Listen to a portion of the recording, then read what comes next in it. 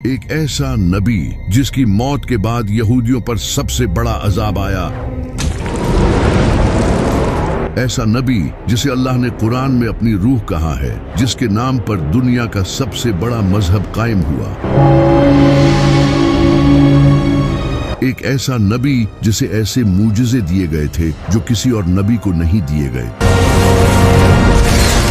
ऐसा नबी जिसे आसमानों पर उठा लिया गया और एक खास वक्त पर दोबारा इस दुनिया में वापस भेजा जाएगा।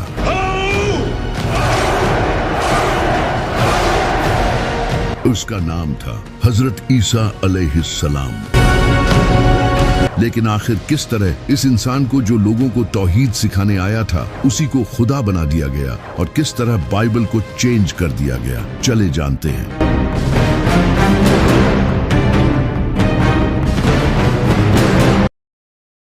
जब बनी इसराइल की हालत बहुत ही खराब हो चुकी थी, इनके स्कॉलर्स करप्ट हो चुके थे, उन्होंने किताबें बदल दी थी और दुनियावी फायदे के लिए दीन बेच रहे थे। उन्होंने पूरे दीन को ही अपने मुताबिक बदल दिया था। ऊपर से उस वक्त फिलिस्तीन पर रोमन एम्पायर की हुकूमत थी, जो कि यहूदियों पर बहुत जुल्म करती थी। वो इनसे भारी टैक्स लेते थे। इन सब की हालत बहुत खराब थी, लेकिन उनकी किताबों में एक मसीहा के आने का जिक्र था जो उन्हें इस जुल्म से आजाद करेगा। तो उस वक्त यहूदी इस मसीहा का इंतजार करने लगे। वो समझते थे कि इनका ये मसीहा किसी पावरफुल बादशाह या एक वॉरियर की शक्ल में आएगा। लेकिन इसका उल्टा हुआ। एक दिन एक पाक दामन नेक औरत के घर हजरत जिब्राइल एक खूबसूरत इंसान की शक्ल में आए। इस औरत का नाम था सैयदा मरियम अलैहिस्सलाम, जो कि हजरत ज़िक्रिया अलैहिस्सलाम की परवरिश में बड़ी हुई थी। हजरत जिब्राइल ने इन्हें कहा कि अल्लाह आपको बगैर शादी किए एक अजीम बेटा देगा। सैयदा मरियम काफी हैरान हुई और उसके बाद वो लोगों से दूर किसी जगह चली गई। जब उन्हें शदीद दर्द महसूस होता तो वो एक खजूर के दरख्त के पास चली जाती और कहती, काश इससे पहले मुझे मौत आ जाती। लेकिन तभी गैब से एक आवाज आती कि गम न करो, और तभी उनके नीचे से एक पानी का चश्मा फूट पड़ता और जब वो दरख्त को हिलाती तो ताजा खजूरें गिरती, जिससे उन्हें हौसला मिलता। इन सब के बाद फिर एक दिन हजरत ईसा अलैहिस्सलाम का जन्म हुआ। सैयदा मरियम इन्हें लेकर वापस से बस्ती में लोगों के पास चली गई। लेकिन जैसे ही उन लोगों ने इन्हें इस बच्चे को थामे हुए देखा तो उन्होंने उन पर बुरे इल्जाम लगाना शुरू कर दिए और हर इंसान उन पर चीखने चिल्लाने लगा। ये देखकर सैयदा मरियम परेशान होने लगी। लेकिन तभी अल्लाह की तरफ से एक मोजज़ा हुआ और उनकी गोद में वो बच्चा बोलना शुरू हो गया। ये सुनकर वहां सभी लोग खामोश हो गए। उनके चेहरे हैरान और परेशान थे और इससे सैयदा मरियम की पाक दामनी साबित हो गई। इसके बाद सैयदा मरियम ने हजरत ईसा अलैहिस्सलाम की परवरिश की। वो बचपन से ही एक नेक और सादा शरीफ इंसान थे। वो कम खाना खाते थे, सादा कपड़े पहनते थे और अपना ज्यादा वक्त इबादतों में गुजारते थे। वो मिट्टी के परिंदे बनाकर अल्लाह की मदद से उन्हें जिंदा कर देते थे। इनके पास इतना इल्म था कि सिर्फ 12 साल की उम्र में ही वो उस वक्त के बड़े टीचर्स के साथ ऐसी डिबेट्स करते थे कि इनकी अक्ल दंग रह जाती थी। अल्लाह ने इन्हें कई मुजज़े दिए थे। जब हजरत ईसा अलैहिस्सलाम थोड़े बड़े हुए तो उन्होंने अल्लाह का पैगाम लोगों तक पहुंचाना शुरू किया। वो लोगों को तौहीद सिखाने लगे और हजरत मूसा अलैहिस्सलाम के बताए लॉज सिखाने लगे, जिन्हें इन प्रीस्ट ने बदल दिया था, और लोगों को एक दूसरे के साथ अच्छाई करने की तालीम देने लगे। जब लोग इनकी नबूवत पर शक करते तो वो इन्हें मुजज़ा दिखाते। वो अंधों और बहरों को अल्लाह की मदद से बिल्कुल ठीक कर देते थे और मुर्दों को अल्लाह की मदद से जिंदा कर देते थे। वो मिट्टी के परिंदे बनाते और उनमें फूंक मारते तो वो उड़ने लगते। यहाँ तक कि वो लोगों को ये तक बता देते थे कि उन्होंने क्या खाया है और अपने घरों में क्या क्या जमा कर रखा है। एक बार तो उनसे कुछ लोगों ने कहा कि अगर आप सच्चे हैं तो आसमान से हमारे लिए खाना मंगवा दे। तभी अल्लाह ने उनके लिए आसमान से एक शानदार दावत उतारी और कहा कि अगर अब भी तुम लोग हक से मुंह मोड़ोगे तो तुम्हें दर्दनाक अजाब दिया जाएगा। लेकिन जब उस वक्त के प्रीस्ट ने ये सब देखा तो वो जान गए कि इन सब से उनकी असलियत लोगों के सामने आ जाएगी। उन्होंने लोगों को बेवकूफ बनाकर जो दौलत जमा कर रखी थी, अब वो सब खतरे में थी। हजरत ईसा अलैहिस्सलाम ने इनकी करप्शन और मुनाफिकत लोगों के सामने लाना शुरू कर दी। इन सब के अलावा उस वक्त के लोग गुनाहों और दुनिया की लज्जतों में पड़ चुके थे और हजरत ईसा अलैहिस्सलाम इन्हें ये सब छोड़ने का कहते थे, लेकिन उन्होंने हक को छोड़कर दुनिया को चुना और हजरत ईसा अलैहिस्सलाम की बात नहीं मानी। लोगों ने भी हजरत ईसा अलैहिस्सलाम के ये सब मूजिज़े देखने के बाद भी उनसे और मूजिज़ों की डिमांड की। हजरत ईसा अलैहिस्सलाम इनकी बातों से बहुत गुस्सा हुए कि इन सब मूजिज़ों के बाद भी तुम्हारे दिल हक को तस्लीम नहीं कर रहे, क्योंकि यहूदियों को ये लगता था कि उनका ये मसीहा एक पावरफुल बादशाह की सूरत में बड़ी फौज लेकर उन्हें बचाने आएगा।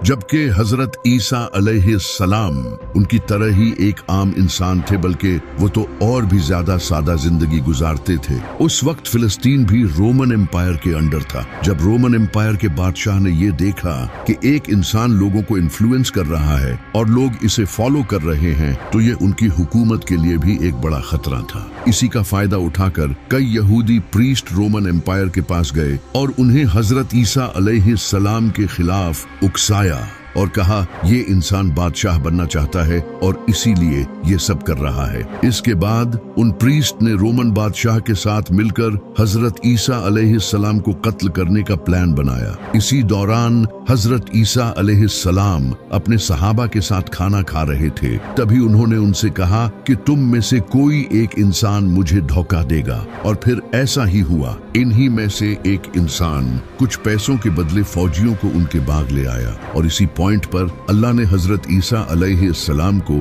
आसमानों पर उठा लिया और एक सेम उन जैसा इंसान उनके सामने कर दिया, जिसके बारे में बहुत से स्कॉलर्स का कहना है कि ये वही इंसान था जिसने हजरत ईसा अलैहिस्सलाम को धोखा दिया था। जबकि कुछ का कहना है कि ये हजरत ईसा अलैहिस्सलाम के सहाबियों में से था और अल्लाह ने इसे इस सब्र के बदले जन्नत का वादा किया था। लेकिन इस सब के बाद यहूदियों ने इस इंसान को बुरी तरह टॉर्चर किया। उसे बाजार में जख्मी हालत में घुमाया और उसे गालियां दी और उसके ऊपर एक लकड़ी का बना क्रॉस लाद दिया। इसके बाद उस क्रॉस पर उसके हाथ और पांव में कीलें ठोक दी और उस इंसान को जान से मार दिया गया। इसके बाद आसमान काला पड़ गया और एक खतरनाक जलजला आया।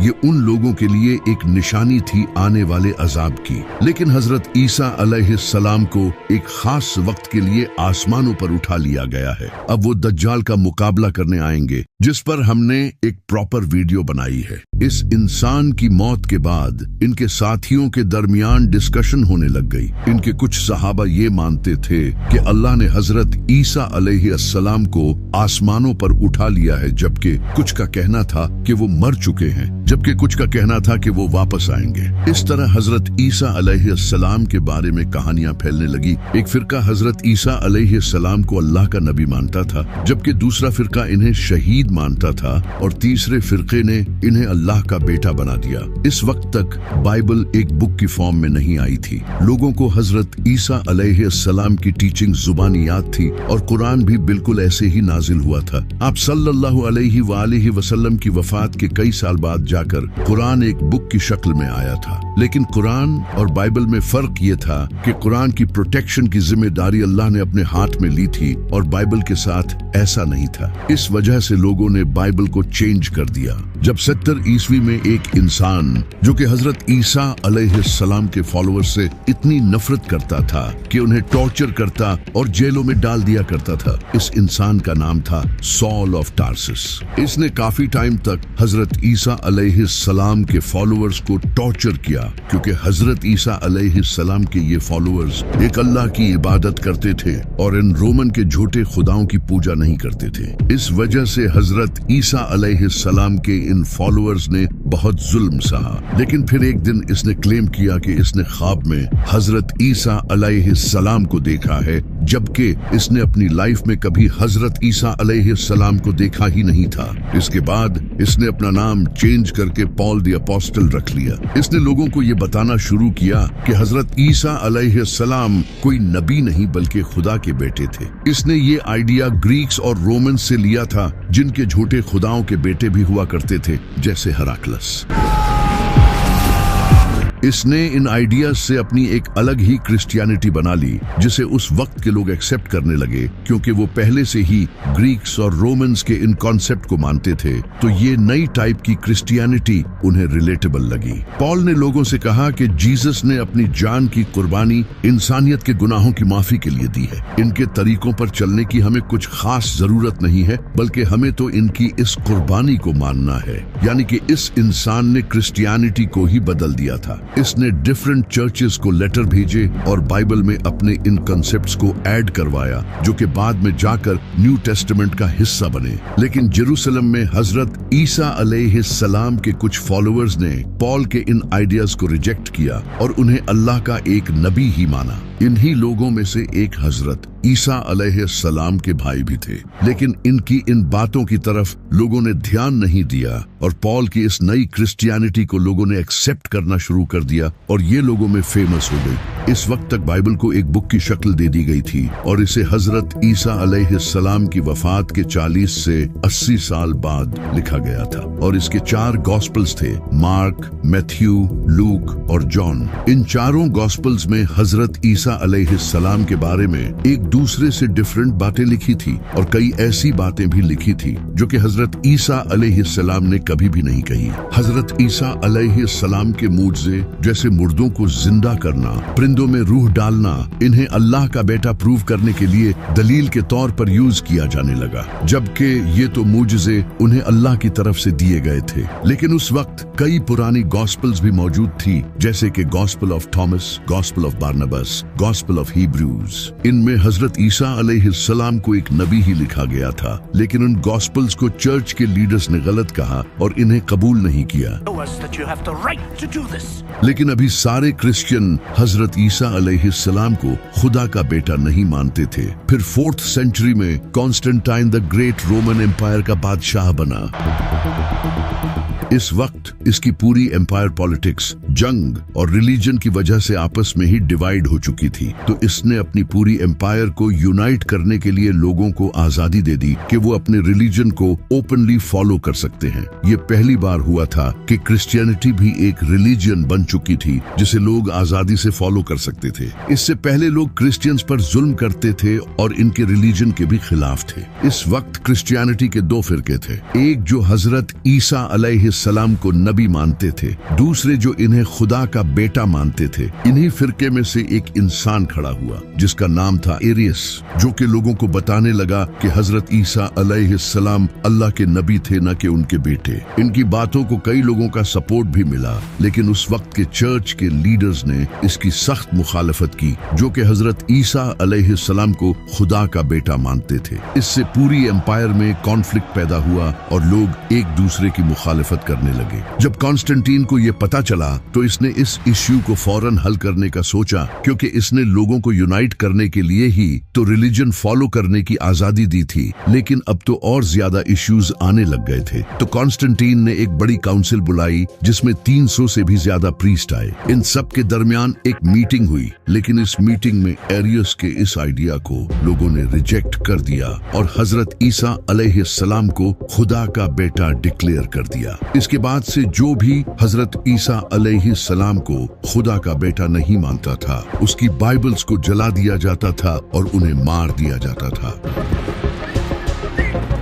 इससे पूरी एम्पायर में एक ही क्रिश्चियनिटी कायम हुई, वो जो हजरत ईसा अलैहिस्सलाम को खुदा का बेटा मानते थे, ताकि लोगों के दरमियान इख्तिलाफ न हो। इस वक्त तक बाइबल के कई वर्जन्स मौजूद थे और लोग इन डिफरेंट वर्जन्स को पढ़ते थे, लेकिन चर्च को कोई एक बाइबल चाहिए थी। तो चर्च की काउंसिल ने 27 मुख्तलिफ बाइबल्स के वर्जन सिलेक्ट किए, जिनमें हजरत ईसा अलैहिस्सलाम को खुदा का बेटा बताया गया था, और बाकी सारे वर्जन्स को जला दिया। इसी वजह से आज बाइबल के कुछ ही पुराने वर्जन्स हैं जिनमें हजरत ईसा अलैहिस्सलाम को एक नबी बताया गया है। फिर जब बाइबल को लैटिन में ट्रांसलेट किया गया तो बाइबल का वो वर्जन रोमन कैथोलिक चर्च में ऑफिशियल डिक्लेयर कर दिया गया, और इस तरह वो बाइबल पूरी दुनिया में फैल गई। फिर जब नबी सल्लल्लाहु अलैहि वसल्लम ने ऐलान नबुवत किया और लोगों को पता चलने लगा कि मक्का में एक नबी आए हैं, तो नजरान के कुछ क्रिश्चियन प्रीस्ट नबी सल्लल्लाहु अलैहि वसल्लम के पास आए। उन्होंने नबी सल्लल्लाहु अलैहि वसल्लम के साथ डिबेट की, क्योंकि नबी सल्लल्लाहु अलैहि वसल्लम हजरत ईसा अलैहिस्सलाम को अल्लाह का नबी मानते थे, न कि अल्लाह का बेटा। आप सल्लल्लाहु अलैहि वसल्लम ने इनके सामने कुरान की आयत पेश की, लेकिन उन्होंने मानने से इनकार कर दिया। तो फिर अल्लाह ने नबी सल्लल्लाहु अलैहि वसल्लम से फरमाया कि आप अपने घर वालों को ले आएं, और ये अपने घर वालों को फिर एक खुले मैदान में खड़े होकर अल्लाह से दुआ करें। जो सच्चा होगा उसकी दुआ कबूल होगी, और जो झूठा होगा उस पर अल्लाह का अजाब नाजिल होगा। तो नबी सल्लल्लाहु अलैहि वसल्लम अपने साथ इमाम अली, सैयदा फातिमा, इमाम हसन और इमाम हुसैन को लेकर आए। लेकिन जब इन क्रिश्चियन प्रीस्ट ने दूर से इनको आते देखा तो इनमें से एक प्रीस्ट ने कहा, खुदा की कसम, मैं ऐसे चेहरे देख रहा हूँ कि अगर ये अल्लाह से दुआ करें तो अल्लाह इनके लिए पहाड़ों को भी हिला देगा। इनसे डिबेट मत करो वरना हम तबाह हो जाएंगे। तो उन्होंने नबी सल्लल्लाहु अलैहि वसल्लम के साथ डर के मारे एग्रीमेंट कर लिया। हजरत ईसा अलैहिस्सलाम को कत्ल करने की साजिश यहूदियों की सबसे बड़ी गलती थी, क्योंकि हजरत ईसा अलैहिस्सलाम यहूदियों के लिए आखिरी मौका थे। अल्लाह ने उन्हें खुले मुजज़ों के साथ इनके पास भेजा था ताकि वो हक को कबूल कर लें। ऐसे मुजज़े किसी भी नबी को नहीं दिए गए थे, लेकिन उन्होंने ईमान लाने की बजाय इनकार कर दिया। फिर अल्लाह ने उन पर एक के बाद एक अजाब नाजिल किया। जब अल्लाह ने हजरत ईसा अलैहिस्सलाम को आसमानों पर उठा लिया तो कुछ टाइम बाद यहूदियों ने रोमन एम्पायर के खिलाफ बगावत शुरू कर दी, क्योंकि यहूदी खुद हुकूमत हासिल करना चाहते थे। यहूदियों ने यरूशलेम में रोमन्स को हराकर आजादी हासिल कर ली। जब उस वक्त के रोमन बादशाह नीरो को ये खबर मिली तो उसने अपने बेटे टाइटस को एक फौज के साथ यरूशलेम भेजा। टाइटस ने यरूशलेम को सीज कर लिया और शहर को फतह कर लिया। इसके बाद रोमन्स ने यहूदियों के टेम्पल को तबाह कर दिया,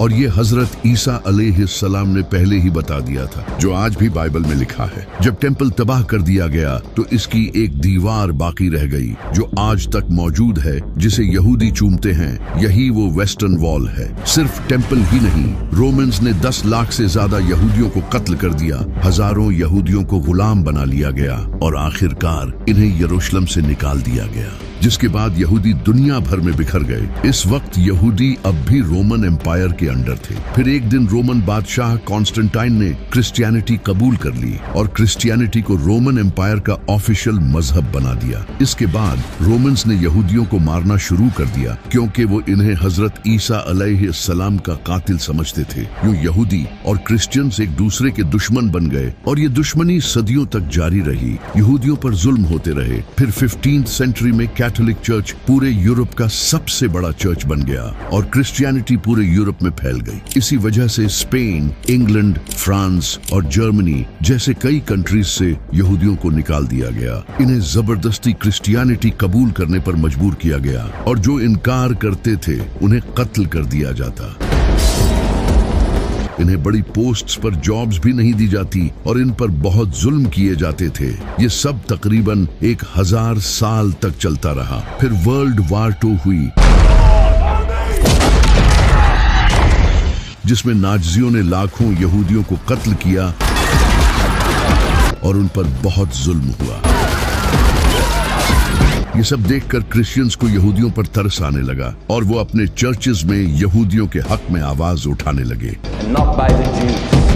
उन्होंने लोगों को समझाना शुरू किया कि हजरत ईसा अलैहिस्सलाम के नज़ूल के लिए जरूरी है कि यहूदी यरूशलेम में अपना थर्ड टेम्पल बनाए, क्योंकि इनकी किताबों में लिखा है कि हजरत ईसा अलैहिस्सलाम थर्ड टेम्पल बनने के बाद ही इस दुनिया में आएंगे। यहाँ से यहूदी और क्रिश्चियंस के दरमियान दूरियां कम होने लगी। क्रिश्चियंस ने भी यहूदियों के लिए अलग कंट्री बनाने को सपोर्ट करना शुरू कर दिया और इन्हीं क्रिश्चियंस की हेल्प से आगे जाकर इजराइल कायम हुआ। आज यहूदियों की तमाम साजिशों में क्रिश्चियंस का बड़ा हाथ है और क़यामत के दिन अल्लाह हजरत ईसा अलैहिस्सलाम से सवाल करेगा, क्या तुमने लोगों से कहा था कि तुम और तुम्हारी माँ अल्लाह के सिवा माबूद हैं? तो हजरत ईसा अलैहिस्सलाम अर्ज करेंगे, ऐ अल्लाह, मैंने कभी ऐसा नहीं कहा। अगर मैंने कहा होता हो तो तू जानता है। जब तक मैं इनके दरमियान था मैं इन पर गवाह था, अब तू ही इन पर गवाह है। ये फैसला तेरा है, चाहे तो इन्हें बख्श दे या इन पर अजाब नाजिल कर।